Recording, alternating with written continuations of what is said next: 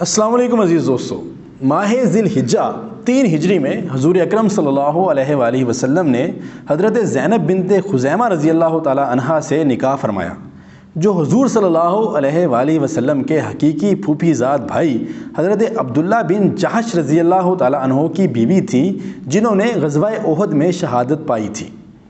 شوہر کے انتقال کے بعد حضرت زینب رضی اللہ تعالی عنہا نے مدینہ میں قیام کرنے کا فیصلہ کیا۔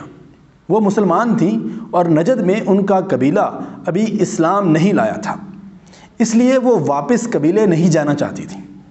اس وقت مسلمانوں اور نجد کے اس طاقتور قبیلے کے درمیان تعلقات بھی نہایت کشیدہ تھے۔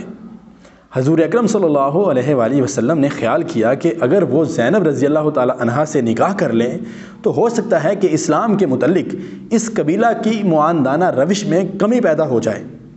چنانچہ آپ صلی اللہ علیہ وآلہ وصحبہ وبارک وسلم نے حضرت زینب رضی اللہ تعالی عنہا سے نکاح فرمایا۔ حقیقت تو یہ ہے کہ اپنے قبیلہ میں حضرت زینب رضی اللہ تعالی عنہا کی بڑی عزت کی جاتی تھی۔ وہ اتنی فیاض تھیں کہ قبول اسلام سے قبل ہی انہیں ام المساکین کے لقب سے یاد کیا جاتا تھا۔ تاہم ان کی صحت ٹھیک نہیں رہتی تھی اور نکاح کے صرف 2 ماہ بعد مدینہ میں ان کا انتقال ہو گیا۔ حضرت صلی اللہ علیہ وآلہ وسلم نے خود نماز جنازہ پڑھائی اور جنت البقیع میں دفن فرمایا۔ وفات کے وقت آپ رضی اللہ تعالی عنہا کی عمر صرف 30 برس تھی۔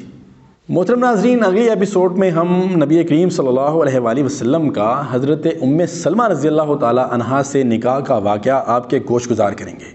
اپنا بہت سارا خیال رکھیے گا، دعاؤں میں یاد رکھیے گا۔ اجازت دیجیے، اللہ نگہبان۔